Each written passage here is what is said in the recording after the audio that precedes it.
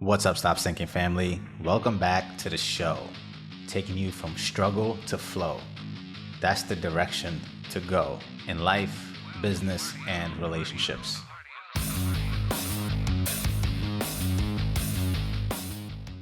My mother always said to me, you see those people? The ones you admire in any realm in life?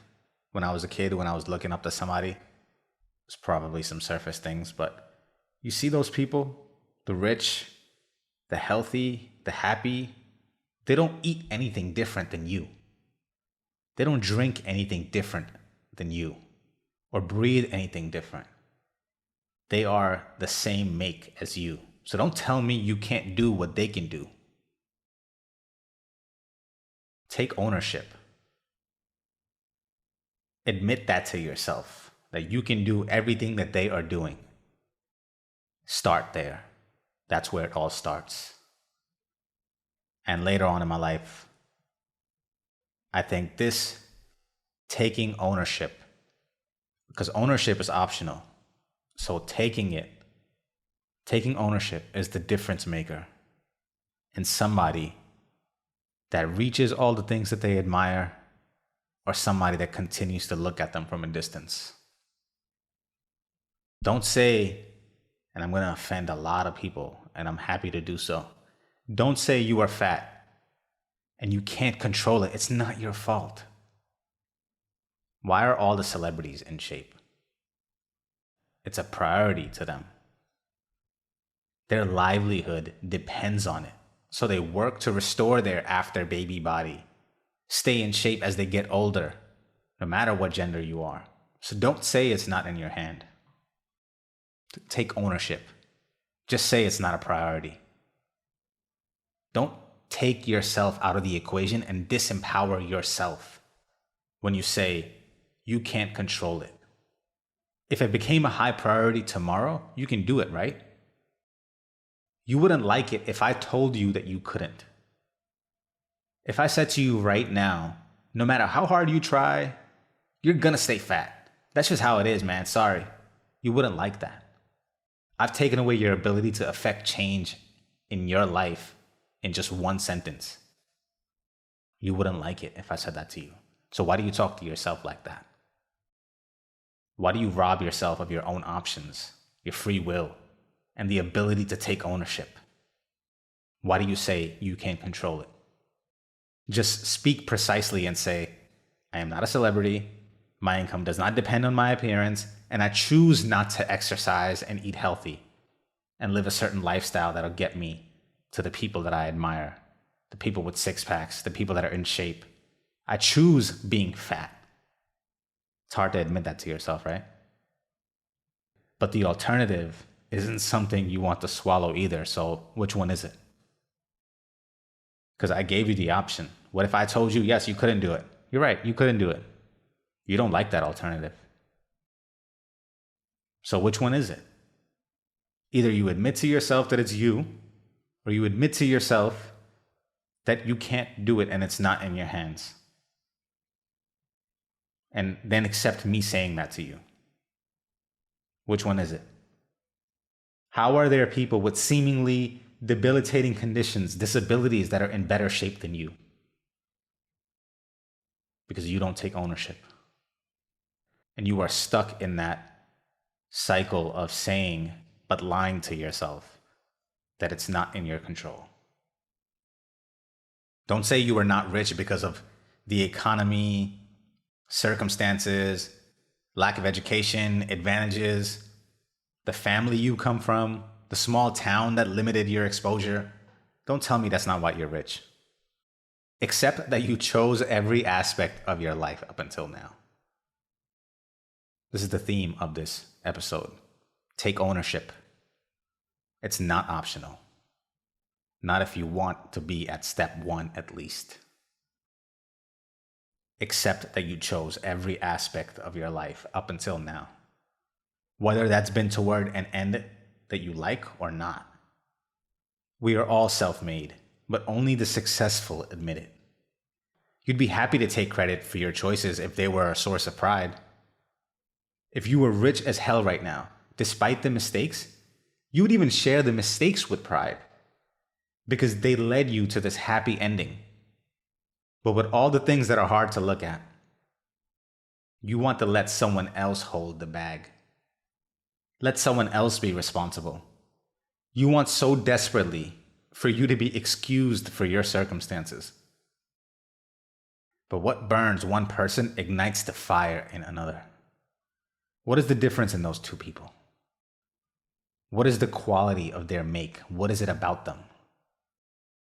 The people that take ownership, the ones that are rich, the ones that will admit that they are self-made, and the ones that don't. That's a chicken or the egg question, to be fair. Cause or effect. Is someone successful because they take ownership? Or do they take ownership now that they are successful and have all the sources of pride to take ownership of? All the things they can point to and say, look at what my hard work got me. It's a chicken or the egg question. Maybe it's also because they were the same people who looked before and said, look at all the misery I've created. Look at all the debt, the deficit, the destruction I'm the cause of, the root of. Maybe it's because they took ownership at this stage in their life is why they ended up in that positive direction. Chicken or the egg.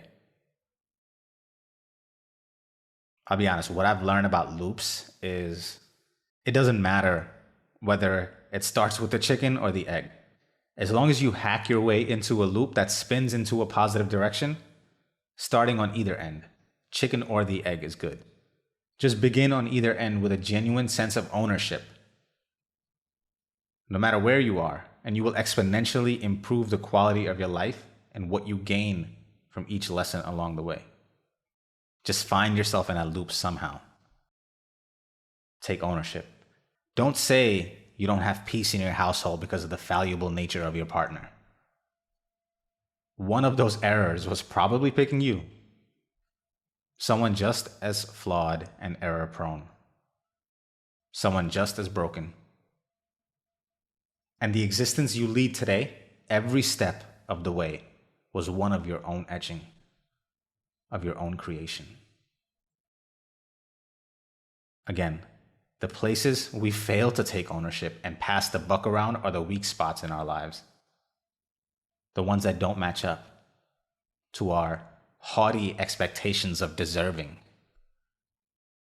So as you wake up, loathing the existence you open up your eyes to, the only way out of that loathing is the willingness to take responsibility for its creation. Every step was one of your own etching. If I told you again, the same way with you are stuck with being fat, if I told you again you are cursed from above, it was written for you to have a miserable existence with no just cause, and that you have no choice in the matter. It is what it is, and just accept the hard pill of your dreadful reality. It won't change no matter how hard you try. If I told you that, you wouldn't like it. You would hate me for taking away your power. The power you have, the sovereignty as an individual to claim your domain and carve your existence accordingly. If I took that liberty away from you, you wouldn't stand for it. But you do it to yourself. You demoralize your own agency toward your own life. You accept and think because your life has been a certain way for a length of time that it is easier to cope than to uproot and adjust. Where would you even begin to right the wrongs that got you here? There's so many fights to be had, so many disagreements, discontentments between you and your partner. Where would one even begin? Maybe it's just not meant to be. Maybe it's just not meant to be. Ending that sentence in your head with another conclusion that robs you of your power. Who is deciding what's meant to be? You have within you to fight all those battles. The prerequisite, of course, is what's at stake. If nothing's at stake, then it's not worth fighting the battles. Similar to if your income is not at stake. Why would I try so hard to work out 6 days a week and watch what I eat? I'd rather just curse existence altogether and say God made me fat. I have no choice in the matter. He gave me this miserable life. It's just meant to be. I can't help it. Similarly, without having enough at stake, you look at a lot of your battles that you need to fight and disengage instead of discuss. And even if you don't discuss, which the nature of this conversation is moving beyond the scope of this episode, the point to take home is that it is you actively choosing the destruction, decay, and dismay that is your familial or marital relationship. You choosing it. At least take the ownership. This is just step one. We can't go anywhere unless you accept that part. You want more, you have to deserve more. The question is, how do you be someone who deserves more? If you think you already are right now the person that deserves more than what you have, I'm here to point to your entitlement with a newsflash. You already have everything you deserve. You earn as much as you deserve. You're as successful and happy as much as you deserve. And if that doesn't match up, if you don't have what you want right now, it's because you don't deserve it. Take ownership of that reality. And it can prove to be the seed of you answering the next question of, how do I become someone who deserves more? Maybe my effortless being inside has limitless possibilities to manifest all sorts of joy. So how do I become the person who steps out of the way to let that potential reach through? That is taking ownership, not entitlement. That is acknowledging that there is a gap between what you experience and what you want to experience. And the cause of that is not your cursed luck or existence, not what has been given to you or meant to be. Take ownership. Don't say you didn't know it was your work to do. That you didn't know that burden was yours to lift. That you didn't get clear enough instructions to pick up where there was an opportunity. That you weren't given enough indication to fill in a gap. Don't wait for permission for what work stands out to be done. Ask for forgiveness after you do it if it wasn't meant for you. It won't happen much. Many will be glad you did it. People are just waiting for someone to take ownership. There is a shortage that is universally felt for someone to take lead on a team project, to speak up where others are shy, to gain clarification that others are also wondering, to take lead on social gatherings, to be the guy that organizes, to be the one that pulls everyone together, that figures out all the logistics so all everyone has to do is just show up. People are starving for it. Taking ownership. You have to have the willingness to take ownership. Before diving into how to take ownership, let's come to an agreement that without your willingness, the soil is infertile. The reason for this entire episode is to awaken you to the fact that all you desire is behind this door of voluntary confrontation with reality. No matter how dreadful or otherwise, the work can only begin once we are on the same firm understanding of accepting the role we play in creating it. Step 1. If even up until this part in the episode, you insist that there is a part of your life that is happening to you that is bigger than you, we have failed. And of course, there are terrible realities people experience, much of which would break the sensibilities of any walking mortal. I don't dare to minimize the existence of such situations. What I will say is that even from that bad lot that you have been handed, part of which you were given, part of which may have been struck upon you, that I will say that even from this grim reality, the piece is left from an appalling condition. That the only salvation lies within your willingness to take ownership. The alternative is a degenerative hell that will lead only to further solidify your fate down this spiral of dread. Because what is positive, no matter what has happened to you, what is positive about accepting an existence in which you don't have any degree of control? Even if you can't control the past or what has therefore happened in its aftermath, what it has left you with in residuals, the only plausible silver lining is the ability to take what is left, all the scraps, and make something from it. To exert, even from the darkest, weakest place, some degree of authority over our future circumstances. That is what power is, a degree of control over your future circumstances. And no matter your current powerlessness, what ultimately determines the level of power you can claim next is taking ownership, your willingness to take ownership.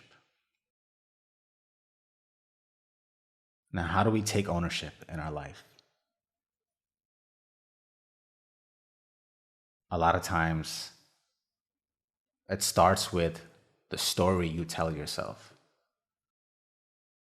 The first thing you have to take ownership of is the story you tell yourself in every realm that we spoke about. Why you are fat, why you are not rich, why you're not doing the work you should, why your family situation isn't all that it can be. All of that and how you answer them in your head is the story you tell yourself. How you paint your circumstances to be bigger than you and forget that you are the entire universe. Within you, within all of us, is the capacity to birth new order at any given time. We can create new things at any given time, no matter what has been handed to us. We have the capacity for disruptive innovation at any stage of our existence and change the course that we are charting at any given time. It comes down to the story you tell yourself. The stories people have told themselves despite their horrific circumstances. The story of Oprah, a girl who was raped as a young child by her cousin, who became Oprah. I'm not going to go deep into their stories. You can read a lot about these, and they're often referred to.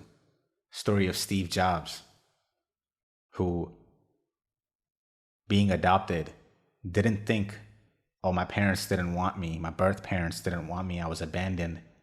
No, he thought he was chosen by the parents who adopted him. Stories we tell ourselves. And if you practice non-attachment to your thoughts, to the patterns of narratives you have labored for so long, out of them might come the revelation that the story was one that you chose to replay. And it's been so patterned and repeated that it's automatic to the point that you have forgotten that there is and was a choice made. A cassette that you play with a click whir response. You automatically attribute certain experiences to trigger emotional responses that are, by this point, probably so familiar that questioning them doesn't even come to mind. They're automatic. You've accepted that part of your story and the consequent emotions that are tied to it. Awareness to these automatic responses in the stories we constantly replay the cassette of lies the greatest opportunity for hidden and buried ownership. To retell the story or to derive out of it a new meaning meant to serve you, despite the nature of its reality, no matter how horrific.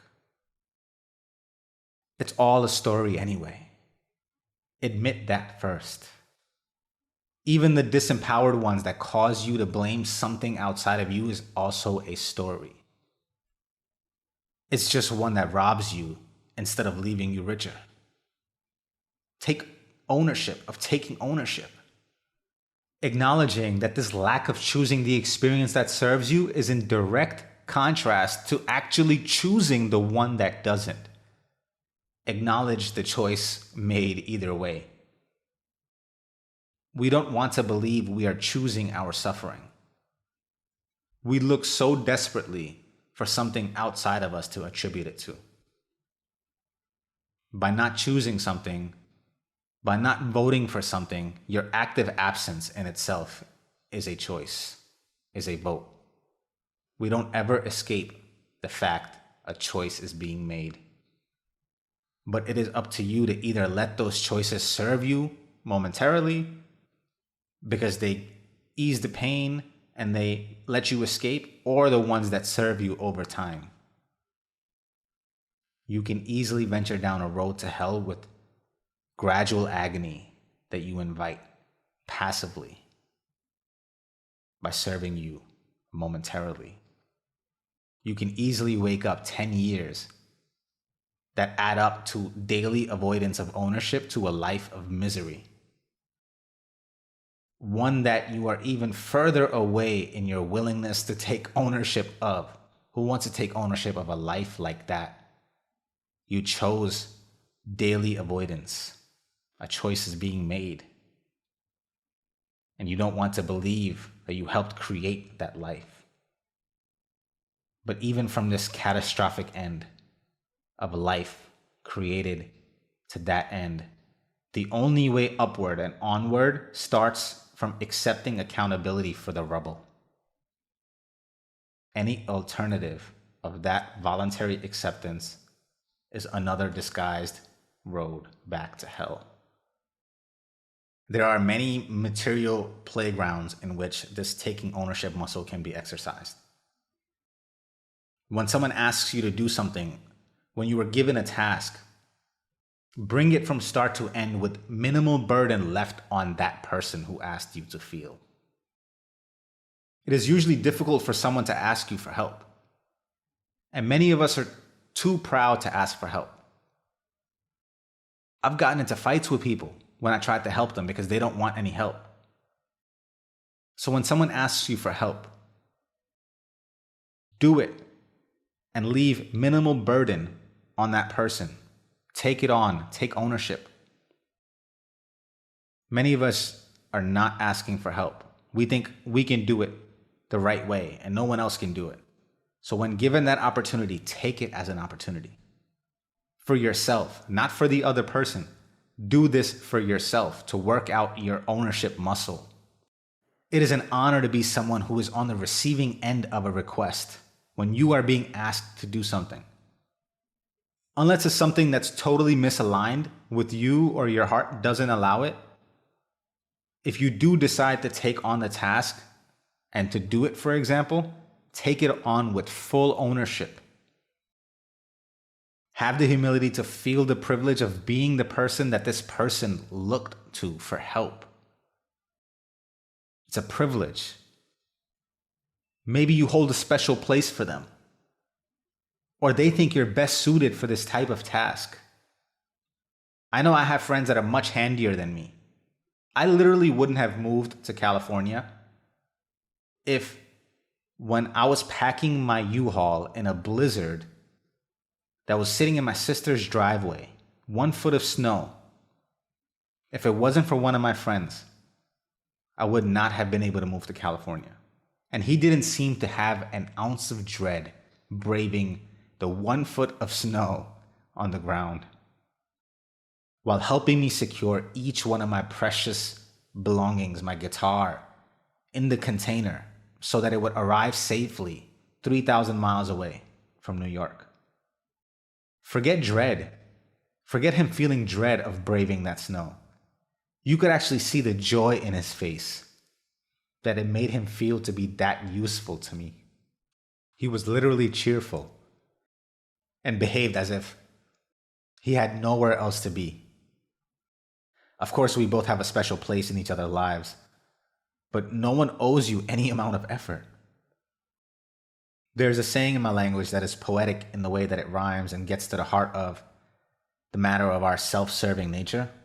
It loosely translates, it's not as poetic in English. It loosely translates to an infinite amount of effort for ourselves is not enough. An ounce of effort lifted for someone else feels like a ton. Self-serving nature.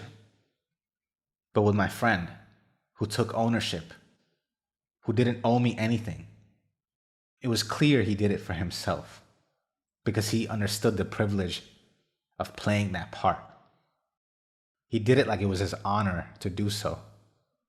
It's an honor to be there for someone, but only if you are doing it for yourself. Only if you feel like it's an honor. Then taking ownership comes easy. Then you want to lift the burden for them. Then you want the other person to breathe easier because of your existence. Then when you say, I got this, you really got it. And the other person can truly feel lighter in knowing that it's in the hands of someone who will see it through. The last thing you want to do is be the person who's asked to do something and makes the person who asked regret asking you in the first place. Because you playing a part in the solution is a bigger problem than the problem itself.